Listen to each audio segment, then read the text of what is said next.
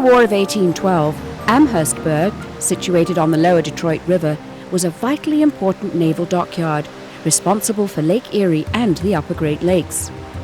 On September 10, 1813, the Americans defeated the entire British fleet at the Battle of Lake Erie. The American victory was devastating for the British Navy. It was decided to destroy everything that could be of use to the Americans and began a slow retreat up the Detroit River to the Thames Valley. The British and the natives and a lot of their families and a lot of the inhabitants of Essex County, Amherstburg, Sandwich were fleeing the Americans. They were in small naval vessels and bateaux, but they were also on foot coming along the mud path, and it was very muddy because it had been raining. Proctor, the British general, had promised Tecumseh that he would fight at the forks of the Thames in Chatham. This is the spot where Tecumseh always wanted to defend, and as you can see, it's a perfect spot. We're on higher ground, we've got the river, and we've got the creek, which is a natural barrier, so this would be a perfect spot to defend against the Americans coming up. But outnumbered and with no fortifications, they were forced to retreat further inland.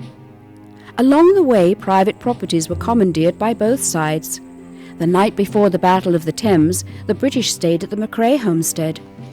Lemuel Sherman's farmland now includes a cemetery with the remains of a burned-out barn used as a makeshift hospital by the Americans. And Tecumseh and his braves camped here at what was once Arnold's Mill. A few miles east of Thamesville, the British and Tecumseh made their stand. In cooperation with the Royal Scots Grenadiers, an annual reenactment takes place just outside of London at Fanshawe Pioneer Village. It gives a good sense of an inland battlefield and the battle that took place in October 1813.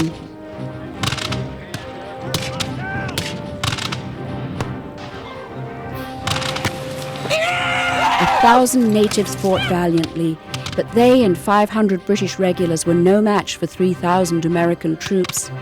And when Tecumseh was killed, the native forces lost heart.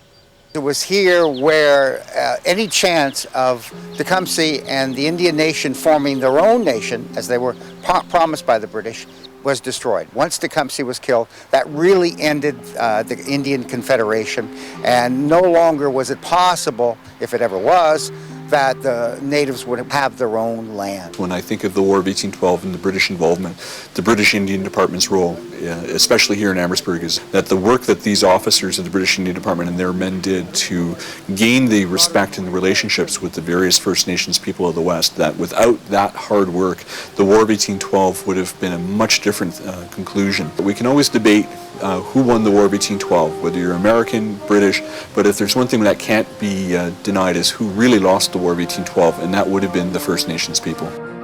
For more information, visit our website on topoftheworld.net.